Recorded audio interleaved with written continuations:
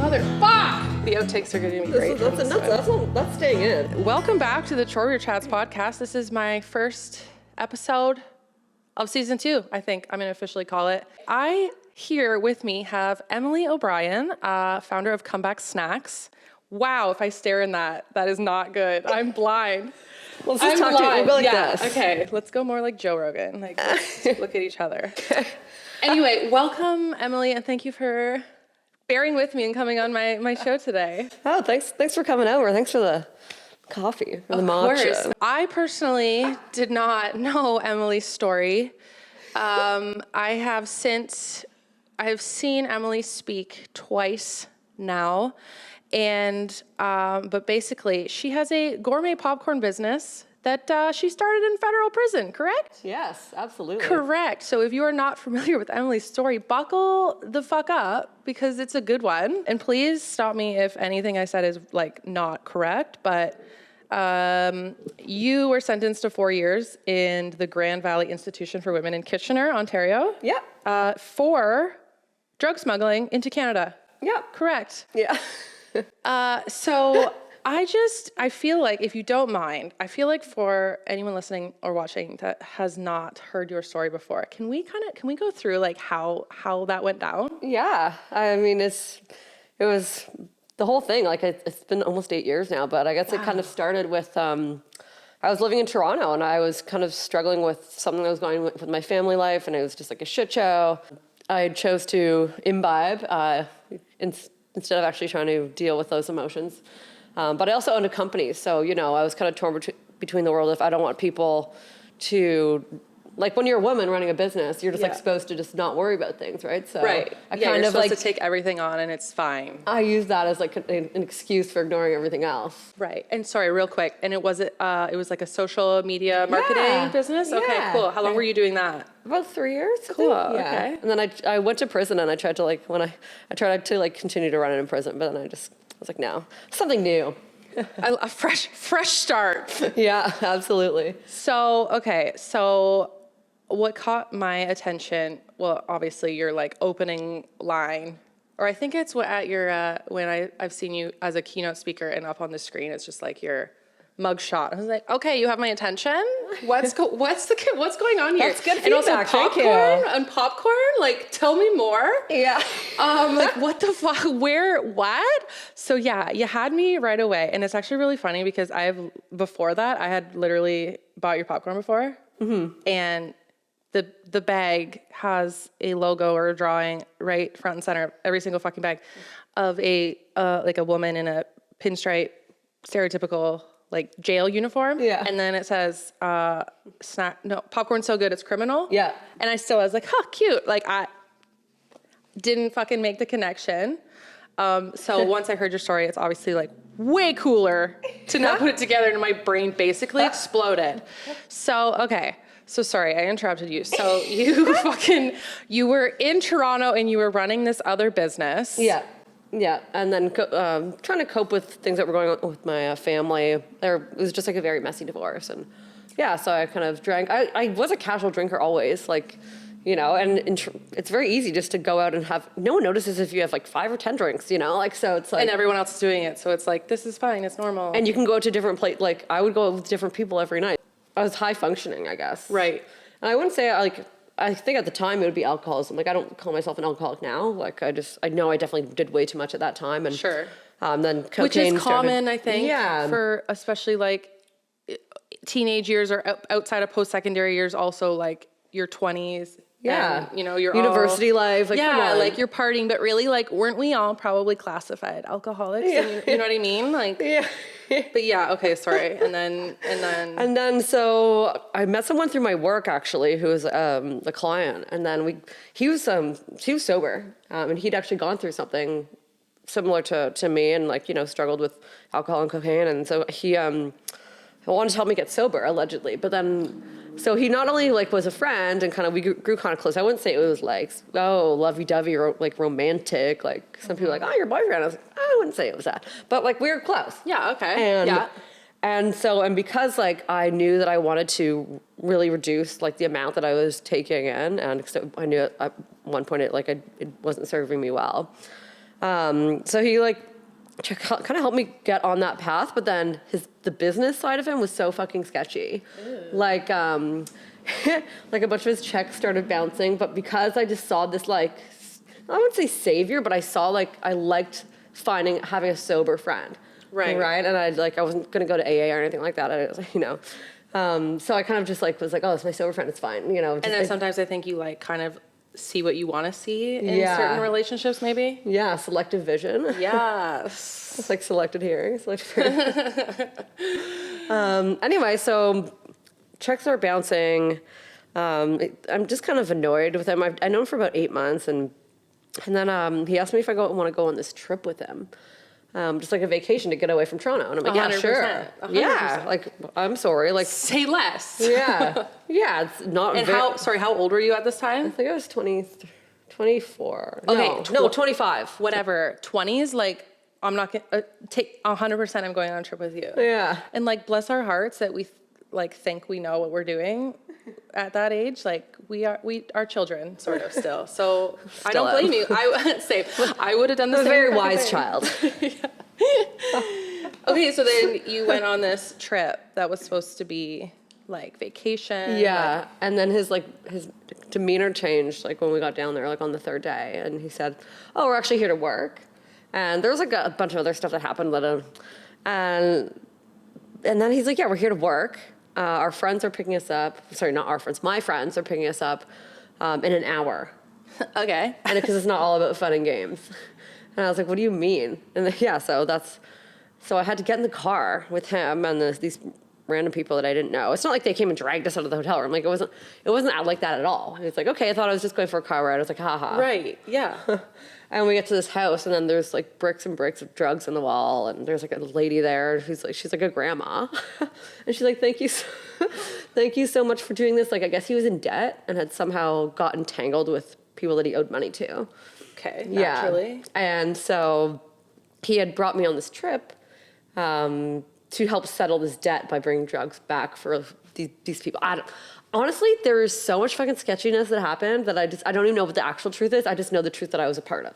Right. So. And again, at that age, like, I don't know, you haven't been through that situation. So of course, or it's like in movies. So you don't think, okay, well, this isn't that.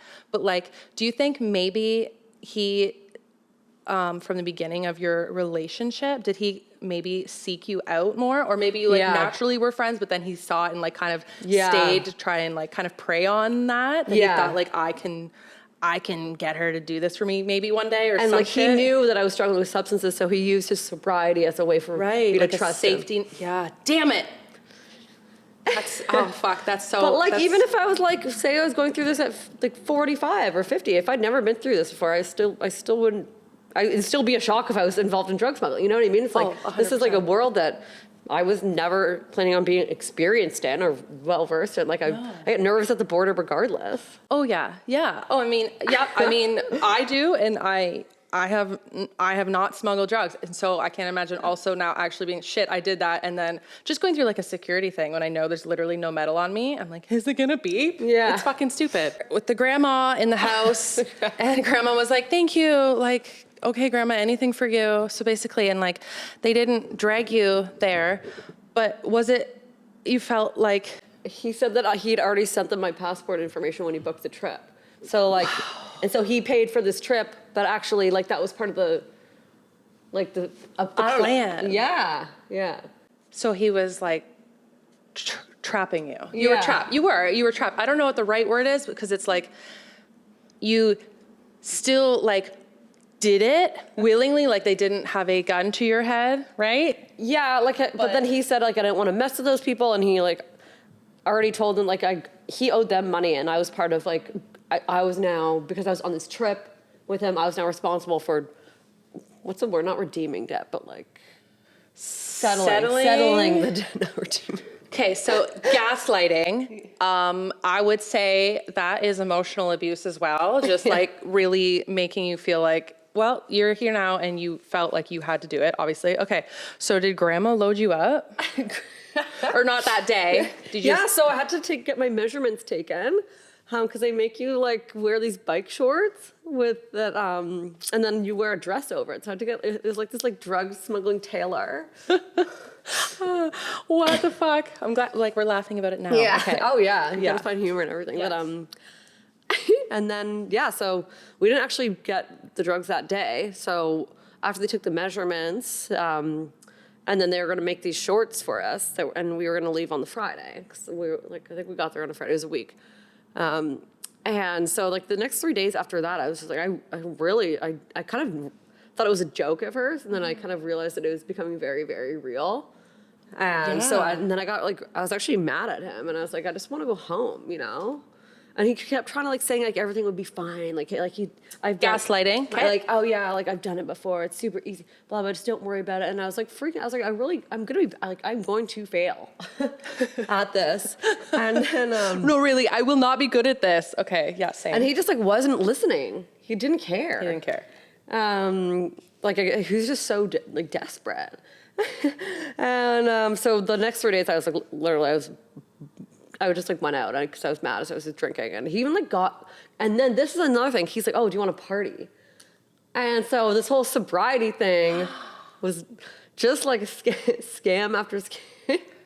Yeah. Oh, Lord. Anyway, so at this point, I was like, okay, I'm going to like do my best. Because I just want to go home. Because he's like, you don't, fuck these people, blah, blah. And I was like, okay, well, and I honestly didn't know the consequences. You know, obviously I was like, oh, section so-and-so in the criminal code. Yeah, like it's probably bad, but like, I don't know, it's fine. Yeah, or like I knew it wasn't fine, but just getting home was like the safest option. Right, 100%. Yeah. Yeah, because, oh, I can't even wrap my head around it because like hearing your story, I have never been to prison and I don't plan on it, but it's like hearing that, it's like that could happen to anyone. It really could, especially like a young woman in her 20s and like you're just so a little naive and you're impressionable and like, you know, you could get into these situations really easily and that's scary. Yeah. Shit. Yeah. So, fast forward, it turns out you were in fact bad at it. Yeah. Yeah. Got arrested at the airport at Pearson after flying home from St. Lucia. So, okay, did they pull you into secondary? First of all, wait, I have all over the fucking place. I have so many questions. How much, is it kilos? 2 kilograms, yeah. There was 2 kilograms all over you? Yeah, they're like in a pack, like a kangaroo pouch in these bike shorts. Oh my God. And what was going through your mind when you were like, deplaning? What the fuck is it called? Getting off the plane, whatever. De-icing.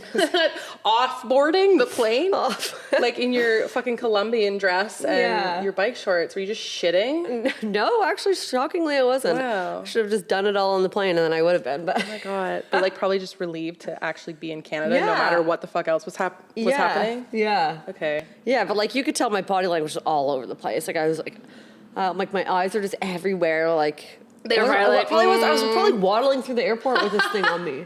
And this like long, like flowery gown that they made me wear. It was so ugly. If only they picked a different dress. I know. You were just uncomfortable in the dress. I know. Okay, damn. Okay, so then you were arrested and then you ended up being given a 4-year sentence? Yeah, so I was arrested, spent 2.5 years on house arrest, living with my mom, because it was a charge so serious that your friends just can't bail you out for this kind of thing. Like you don't call friends, oh, come get me out of jail. No, doesn't work like that. Right. So I was on jail for house arrest for 2.5 years, and then I pled guilty because I knew that, you know, although I wasn't the orchestrator of this, I still had to take responsibility for the mistakes and negligence of my own self-care. Sure. So and substance use and all that stuff. You know, it's kind of I got bit in the ass by my own substances, right? I now saw how drugs can harm people by doing them, but also bringing them in. And like, you know, it's like very cyclical. Yeah, and you really saw the full kind of cycle of that. Yeah. Oh my gosh. Okay, and then when did the popcorn? When did the popcorn start? So before I got to prison, I spent a lot of time being mad and angry, and it wasn't getting me anywhere. So like I knew that I had a lot of good things about myself, and I had a great family, and I always had jobs, and I had a tremendous network of friends. Like I volunteered when I was a kid, and I still do, like it's not like I was just this piece of shit on paper that they said I was. I knew that yes, justice is like a part of wrongdoing, but also you have to be accountable for your actions if you're ever going to grow. Fair, yes. And being mad was just not getting me anywhere. It was just putting me in the same place like a hamster wheel or whatever. Right. So once I was like, I'm going to take this and build something with it. I'm going to learn and grow and do something, because I also felt like really misunderstood. And, it's like, oh, this little white girl goes on a white blonde chick goes on a trip with dude for all-inclusive vacation for pictures on Instagram. And just like, then people just look at it like and call you an idiot. And, yeah, I know what you mean. And so I was like, fuck you. Watch this. Oh, I'm the same fucking way. I mean, again, not the exact same scenario, but yes, I'm the same. Like, oh, that's what you think? Well, fucking just wait. Yeah. Okay, yeah. so how long did it take until, like, I'm sure you, like, getting in there, the anger and, like, your mental health was probably pretty shit, like, entering? It was actually good entering. Okay. I told my parents I was just going to camp. I prepared myself that I was going to camp, a forced sabbatical. Okay. Okay, so you were already in a state of kind of acceptance. Like, you were ready to prove people wrong before you even, like, went, oh, shit. Okay, and I kind of planned, like, I figured out where I was going. I did my research, university degrees come in handy. Yeah. At some point. You can kind of figure out where you're going and plan and, like, dig deep into, certain kinds of things that, are involved in this kind of thing. Right. And then this is kind of how, like, good karma happens. So I was still running my company, like, all this time while I was on house arrest, and I was allowed to go to work. I ended up, like, one of the things that I would do every month was, like, work with, like, a nonprofit and do some social media for them for free, just to, like, help or, like, get them up and going. Yeah. And so I worked with one called John Howard Society. Yes. And so I helped them, and because they had this division called Crank Coffee at the time. I think it's closed down now, but Crank Coffee. And I happened to run into this company at this random event, and Crank Coffee was actually employed former people that were incarcerated. Okay, so it's just like I met this coffee company at this event that I happened to be at that has this great initiative. I'm going through this process that I can't talk about. So it was my way of kind of like learning about. I worked with the people there, and then I found out that the main girl there got arrested for the exact same thing as me. And so, so she helped me. But you couldn't talk about it yet? Well, I did. I told her, eventually, not right away. Right. But I was like, listen, I gotta tell you something. And it was so hard in the beginning. And then she's like, oh my God, Emily, I'm gonna help you with everything. So. Oh my God, and it's all because chills. because I volunteered to, like, you want to see other people's like projects do well, and then you end up meeting someone who actually can help you and wants to help you. Wow, that's amazing. So how did she? So she, like, helped me prep with all the, like, the in between the line stuff that isn't actually, on the internet, right? Sure. Like, just about culture and people and little things about mail and visitors. And she worked with my family too, like, kind of coached them through the process. Oh my gosh, I'm sure that helps so much with not just you, like, your whole family. And she was kind of, like, funny like me, like, because we were kind of, like, laughing about things, and we're still really good friends today. Wow. Yeah. That's so a really, she's like my prison. She's like my get hard. get hard. You're Kevin Hart? Is Kevin Hart? Will, what's his name? Will Ferrell? Yeah. You were Will Ferrell. I like that. I like to, that's the thing. Like, I was going to say, like, I don't know anything. I feel like I was never taught anything in school, like curriculum based, anything about, like, prison reform or anything that, like, other than what society ingrained in us, that, like, if you're bad, you go to prison, and people who go to prison are always bad. Like, that's, I think, the stigma, which I will get into. Wait, we got to finish the story first. But I think of, like, the movies, Get Hard and shit. Like, that's probably not an accurate representation. There's probably some more stuff you needed to learn outside of what the movies could teach you. Yeah. So then you went in guns a-blazing. No guns, actually. Metaphor. She did not bring weapons. That would not help. And at what point, how long were you in there before you were like, oh my God, popcorn? Because food, like, brought a lot of people, like, in prison, we actually cooked our own food. I was in a medium facility, so we made all our own food, and we had, like, access to this, like, this list of groceries that were subsidized by the prison. Oh, cool, okay. We got to, we had to manage, like, $36.01 a week. That was our allowance to spend on food, $36. Oh my gosh. But they had, like, things from Canada's Food Guide, because there's people in prison for life, right? So the federal system in Canada has to, one of the things that they do is provide like fruits and like actual vegetables and bread and milk and everything like that. Could be 2 like medium and minimum security inmates, not max or super max. So yeah, we just cooked our own food, but the knives were chained to the walls, so still some security. So that is kind of like the movies would depict. Okay, fair enough.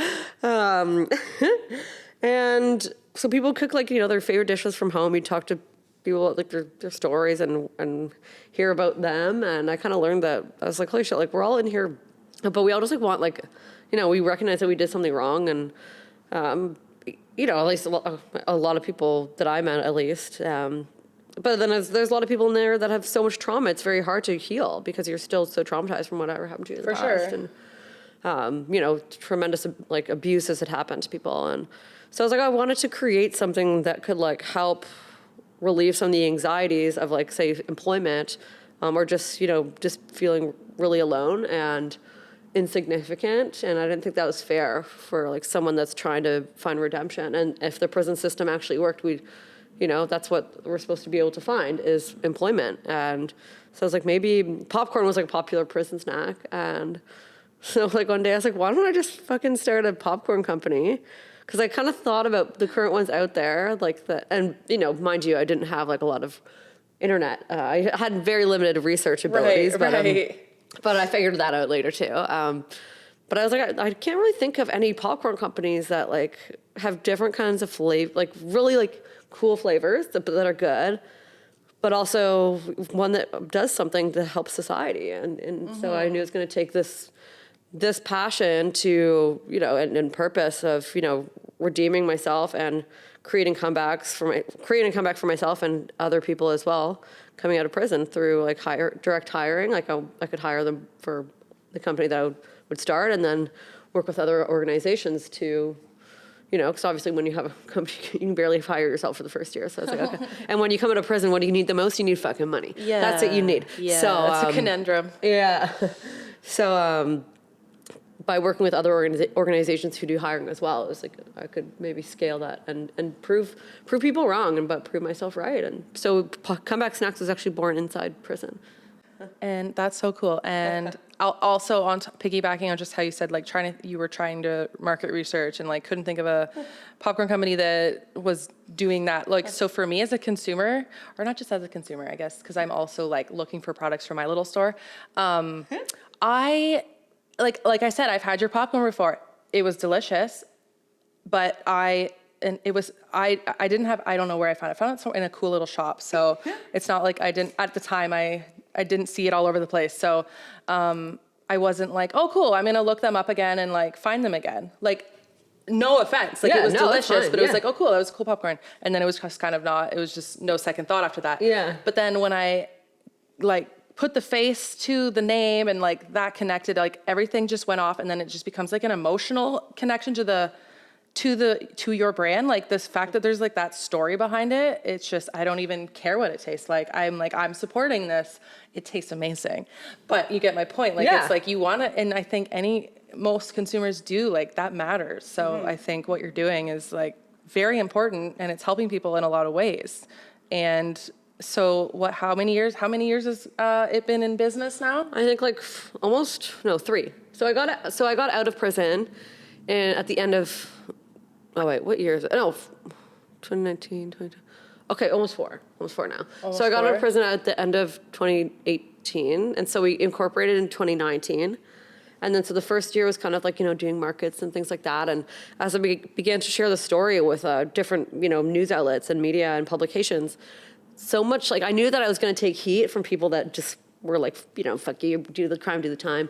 But I was like, as I continued to share this story, it wasn't just about like, oh, this girl went to prison and wants to start a popcorn business. Like I was actually doing it and growing it. Yeah. And like walking the walk, not just talking the talk. Yeah. And we had our first hire within 6 months. And how many employees do you have now? We're still pretty small. Like we have 5, but we're actually building out an events team because now there's like there's more government funding for. I work with the Ministry of Labor now too. Okay. And they have something called the Second Chances initiative. And so Okay. it's like multi-million-dollar fund to organizations that support the growth of and That's hire awesome. people like that too. So they give you grants for it, basically. That's amazing. Yeah, Oh my and gosh. so we have 5 within, and then so one of them, she's great. She lives pretty close to here, but like, you know, all the myths that we hear about people not wanting to, like, you know, people in prison. It's like, oh, you know, they're gonna lie, they're gonna cheat, they're gonna steal, and just be bad for your organization or danger to society. And Well, it's that's like the stereotype that I was speaking on. Like that's what yeah. everyone, yeah, which Yeah. isn't true. Sorry, continue. But yeah, yes. yeah, and then so, not every single person I've worked with has been amazing. You know, fuck, people are gonna lie and cheat and steal from me that don't go to prison. So Exactly.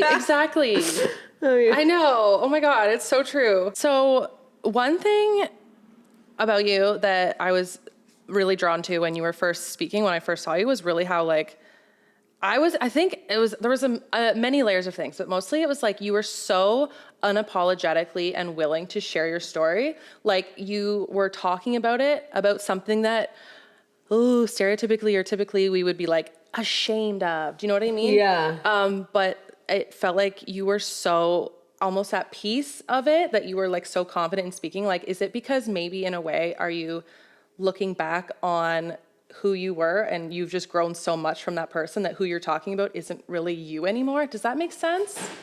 Oh. No, I think I was Do you always have ghosts me. in here? No, I don't think so. Maybe. Hi.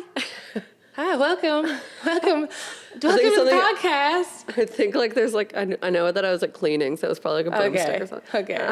It's so we're haunted. It's haunted. Cool. We're haunted by my past. Show me your ghost stories. Haunted by your past. Sorry. Okay. Sorry. So, like, you obviously have grown a lot from who that was, who Yes, you were yeah. then, but you still like you forgive her.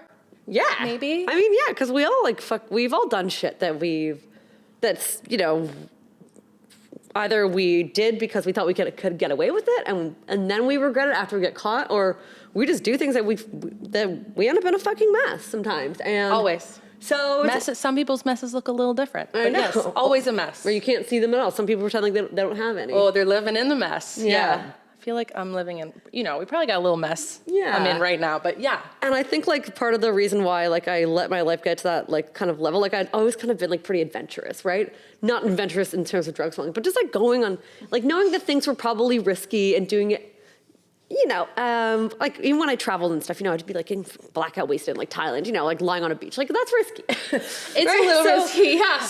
So like, you know, I think there was like, in my 20s, definitely more of like this sense of, I don't want to say invincibility, but like I pushed the envelope. Okay, yeah. Which is And then I usually lit it the on years fire. that you can.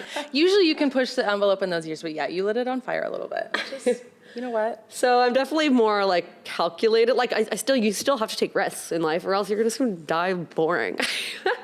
But you know, because you have gone so far onto one side of it, is now you have a better idea of when to how far to take that And like risk. impulsivity and you know, Yeah. managing the impulsivity. Like there would be times I'd like get drunk and like book plane tickets to like Indonesia, you know? But those trips were fun. But you know, sometimes you can't just be, you've got to be a little bit more Right. managed, like, you know, That's just because you fair. do it drunk doesn't mean you're going to get away with it. It doesn't mean.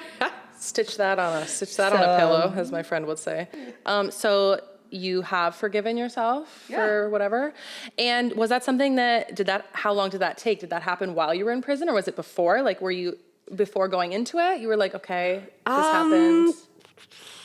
I think I forgave myself after I put in the work to help heal like the relationships that I Right. blundered, like my Right. family, and you know, I put them through like hell, right? So not just well, first and foremost emotionally, because like that's your kid and you know, you're just happy that you're alive, but then also like logistically put them through hell, like, you know, taking me to court dates and managing where I was, and you know, and then the financial part of it, which was also very stressful, and they were worried I was gonna get, you know, doing something bad on house arrest and then get thrown back in jail, right? So it was like there were so much.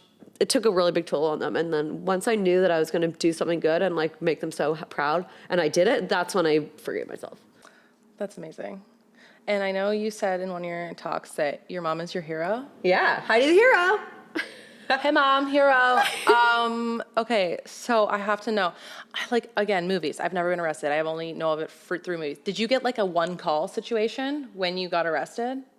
What's that? Like, you know, in the movies where they're like, you're in jail and you get one call and you get to call somebody to tell them you're in jail? I think I got to the other. Like, you can call a lawyer, and I honestly can't.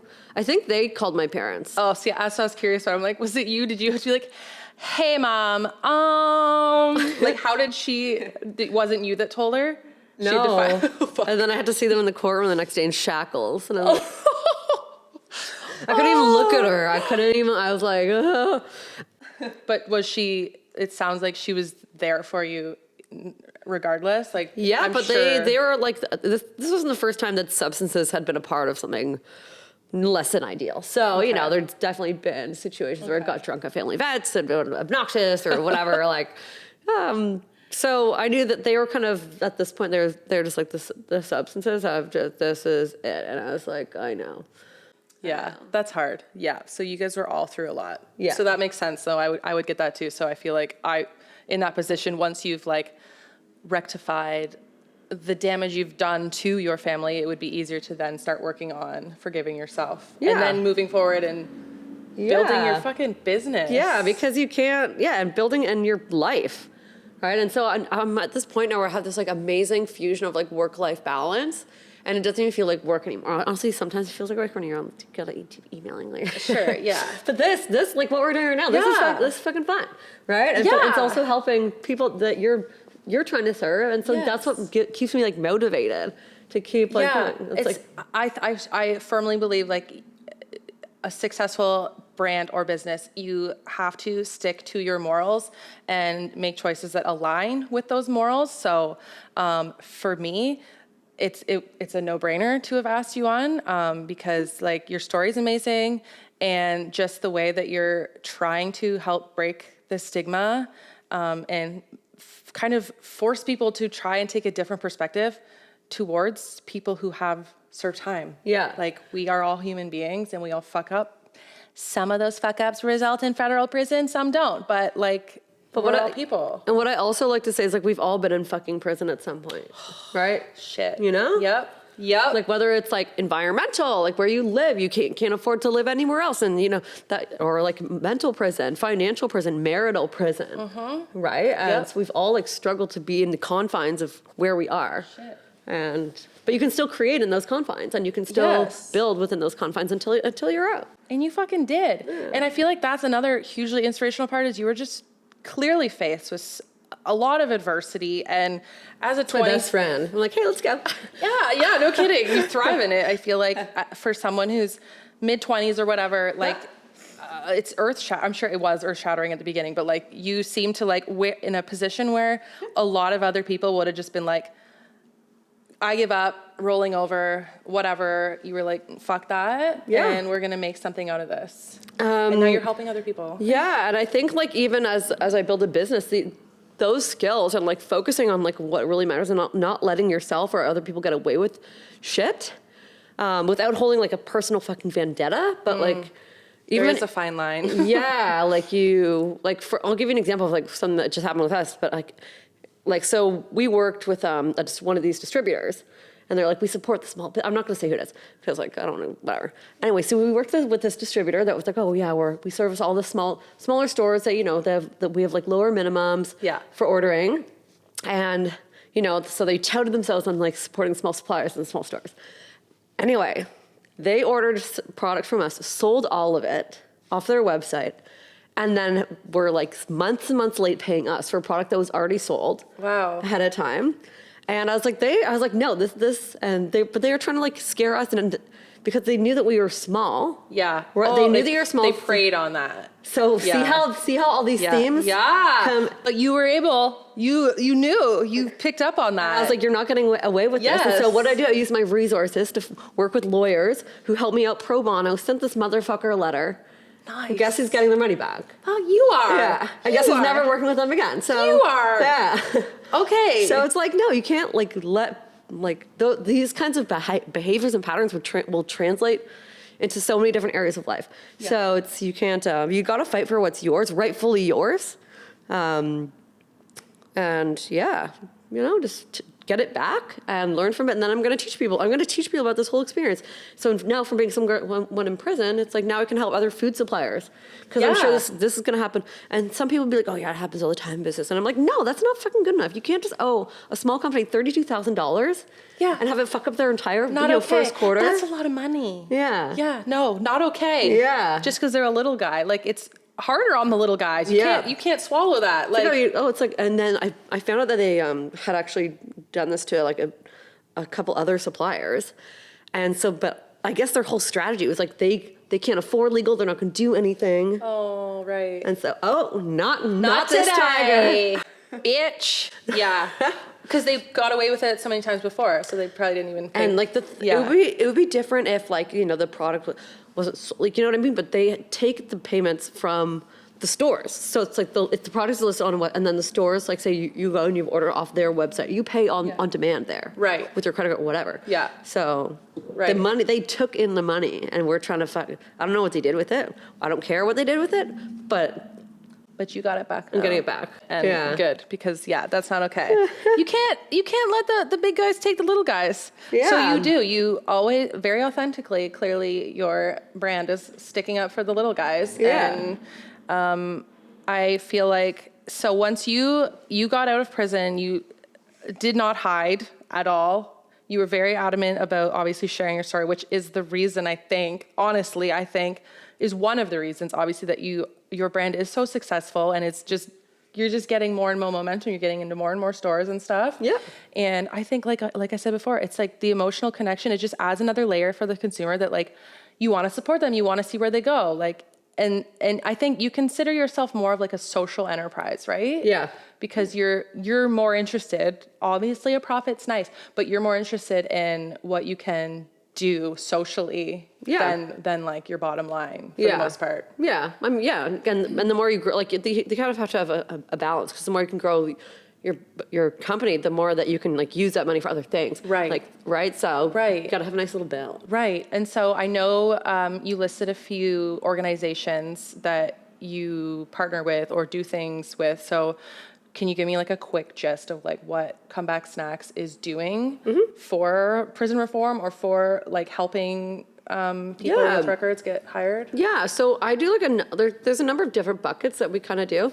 So the first one, I guess, is like I work like one-on-one with people coming out of prison on a personal level. Like, I can't spend a lot of time, but like someone coming in, it's like, okay, I'll talk to you for half an hour or an hour. Yeah. Here's like where you got to go, got to do this thing. Some of them I talk to, and then they become friends. Cool. Then we also do like fundraisers so we'll do like popcorn promos or whatever within our own like we'll do like an e-com fundraiser or whatever, and then donate that money to organizations that also work on like people that have been kind of the same thing that we do, like coming out of prison or currently arrested, things like that. And so then what's the next? And then I also do workshops. Like I'll run free workshops. I'll do like free. I'll do like pro bono speaking engagements just for certain organizations that I know like really need it. Yeah. And then I work like in politics, working with the federal government. We actually just got some laws changed last year, which are good. So to help, because when I went to prison for 4 years, like that's a lot of time for someone that didn't even orchestrate and who's not actually even orchestrating these things. And so what I found out the government does is they just like pick the lowest hanging fruit and put them all in prison without trying to go up a little bit. And clearly these are people in very vulnerable positions. Exactly. That was the word I was looking for earlier. Yeah. Vulnerable. And who's like prison, like I allowed prison to serve me well, but I knew the majority of people, like it doesn't serve well. And then that's why people come out worse. And so we actually got rid of mandatory minimum laws for those drug charges. Oh, wow. Yeah, and then working with the Ministry of Labor. Like in Ontario? That's federal. It's Canada-wide. Shit. Yeah. Oh, wow. That's amazing. Yeah. And then damn, good for you. Yeah, a little consultant for the federal government. A little popcorn on the side. Yeah. A little social justice. Yeah, it's fun. Wow, that's amazing. Yeah. And then I did see recently an article. What did you post about? It was about the you're laughing. You're like, I don't know what I posted. Okay. So it was just about the Ontario government investing like 12 mil into the skills development fund. Yes, that's the Second Chances one. That's, okay. Yeah. So, okay. So no. Okay. I I'm on like TikTok and shit, and I get like, if you're on the internet, you get comments and dumb shit. Yeah. So you being so open about your story and there being such a stigma out there, do you get comments like that, and you having so many like news outlet, like articles and stuff, like your name is out there, your story's out there. Do you get a lot of heat from, no? Not anymore. I mean, Good. the first article that came out, of course, we were like, fuck this stuff. And people would be like, oh, I knew her in high school. Still like sketchy. Like the Facebook comments. I mean, it's just like this, like, you know, but then I was like, what? But I expected it. I was like, whatever. That was more like when the watch me kicked in. Yes, exactly. Because you're like, it's not going to blindside me. I know what's coming and I'm ready for it, and I don't give a shit, and it's not going to change my trajectory. And there are some people that are just so far, like, they don't care. Like, they'll always be, quote unquote, tough on crime, but until it happens to them, right? Exactly. So, sorry, I brought up that article because on that note, I always have a habit. I go to the comments because I'm like, what are people, do you read, okay. So I just Where was the article? It's online now? I think you posted Blog.to. Oh, yeah. Yeah. So I was reading it and then I saw at the bottom, it's just fucking comments. There's so many ignorant ones, but so I just to prove the point, because I think like this stigma. So I'm not gonna say, I don't know his fucking name, who cares? But basically he said, I'm pretty sure he had like a Chad, like a very bro name. So I am assuming he said, let's not pretend that a criminal record is an unfair burden that should be destigmatized. It's supposed to be shameful to rack up convictions. That's the whole point. Does that make your blood boil to hear that? Or are you like, whatever, man? It just makes me work. Fuck, that's good. I gotta shift my thing like that, because it makes me want to work, but first I get really mad. Yeah. But you have obviously done work that you said you were dealing with so much anger and all this shit that you've like learned to, wow, yeah, and like you work to like help, you like, the proof is in the fucking popcorn. There you go. It is. And okay, speaking of, I have to know, I don't know if you can say, what happened to the guy? Oh, he went to jail too, like later on. Okay. We don't talk, obviously, but I forgave him too. So You did forgive him? Yeah. Okay, because fuck that guy, but also, do you think he's tried your popcorn? yeah, Do you know this? no. But he's had to have, yeah? Oh, I love that. I love that. How's that taste? Sorry, see, that's me getting like mad, okay? Okay, so back to the stigma thing. So obviously that is really the biggest issue. So hearing stupid comments from people like that, in your opinion, what is the biggest misconception that people have about people who have served time? Is it just that they're not good That people anymore? never change. Yeah. Of course, people can't change if the environment stays the same. Yep. You know? And the environment will stay the same unless And if you we are keep telling doing them that they're things. bad, if people are always telling you a piece of shit, that's what you believe. And that's what people end up acting out, because no one believes in them anyway. Right. So, Shit. You're just speaking so many truths. I'm getting chills. Are you ever thinking of writing a book? Is that already in the way? yeah, I don't want to do a book tour, too much work. Okay, so we've thought about it. We have I need a popcorn to body make. double. Please and thank you. That's fair. I love that it was like, I've thought about it, obviously, but not today. So I think that all the work that you're doing, and even just, I know, like, the story you're telling me today, I know you've told it so many times. Like, I've heard a lot of it only twice now. But I know, like, that's what everyone wants to hear, which I'm sure is kind of like, does it get, like, be like, oh my God, that's annoying? Or is it more like an opportunity, like, fuck it, like, more I can share the story, the more you can, like, I mean, I limit it, right? Like, I couldn't do it every day. Right, yeah. Right? So, like, I wouldn't want to be on, like, this, like, you know how, like, some people do concerts and, like, they do the same show, like, over and over. Yeah. Like, but obviously the money's good, but, like, the energy that sometimes these things take is... For sure. Right? But it's worth it. It's great energy. Yeah. And I can totally appreciate that, because I even was like, I want to try to ask different things because I know she says the same thing, but I feel like the thing at the end of the day is every article or interview or whatever you do has the potential to reach a different audience. And I really think your words are so powerful and like the message you're putting out. So I thank you for telling it over and over, because people need to hear it, and to just be able to see like a non-stereotypical ex-con, like a young white woman, right? To hear that, be like, oh, maybe they're not all bad, like, which is annoying, but it's like little steps like that, just hearing your story and hearing those words over and over will help break down those barriers for other people, which will hopefully help make change. Yeah. And like another part of crime is like obviously mental illness that is like it's like in the brain. It's like not something that you can control. Correct. So like there's so many like layers of complexity to it, and but I think I'm a firm believer, even though like the wrongs that have been done to me and the wrongs that people do, I think that I don't think anyone is actually born evil, like, you know. So, and I know sometimes we commit crimes out of anger or revenge or emotions, basically, right? Which make us human. Yeah. Emotions are human. It's Yeah. just, yeah. Or like even like if you're driving fast on the road and you're like fucking pissed, you know, and you're speeding to get somewhere, and then like you end up crashing the car, and it's like, oh, and then it's like, but I'm not a bad person. I swear to God. Like, Right, exactly. We all are human, and we all fuck up, and we all deserve a comeback. There you go. Perfect. Well, wait, I have one more question. Did you, sorry, I have to ask. Encore. Really quick, non-popcorn related, so you made popcorn. Yeah. Did you come up with any other hobbies? Or what is like the most surprising thing like of your time other than the popcorn? I wouldn't say hobbies. I would just say experiences. Like learning about the world of like I was an executive producer on a docu-series, you know. In prison? No, in prison or outside? Okay, both, I guess. I think in prison I kind of stuck to reading and writing. Like I read like 82 books and exercising and just trying to expand. Before, like when I don't know, like when I was in there, it was so much easier to sit on the computer and write, obviously. Right. Which was fun and good. I know I took some classes on Excel. Oh gosh. I know. I mean, if you're gonna do it, you might as well do it there. I know. Damn. Just like some hilarious things like that. But then coming out of prison, it's funny because, you know, I couldn't get into Guelph University because, I got into Guelph, but not for the two programs that I wanted to. Like my chemistry wasn't good enough for nutrition, and my math wasn't good enough for business. And like, look at the worlds that I work in now. You made it happen. You can like teach yourself so many things like along the way in business and get involved in certain things. And whether it's like, production or radio and Totally. building a course and teaching a course, like there's so many different things you can. Like life experience, learned experiences, like actually doing it are so valuable and logistics, like operation, like it's fun. Yeah, it all just the Road stars rage all management. align. Road rage management.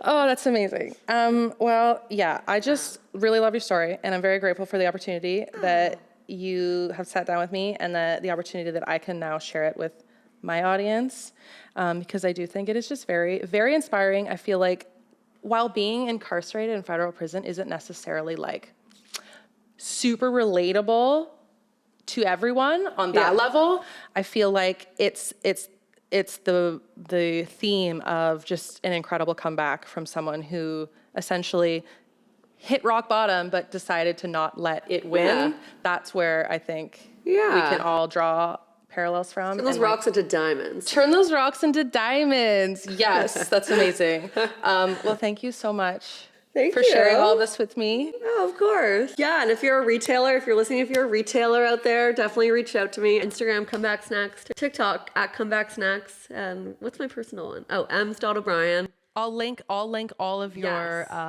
handles and websites and things that you can find Emily in the show notes. So yeah, I know y'all are gonna want to be clicking that because very interesting. So yes, thank you. okay, amazing. Thank you so much. Woo!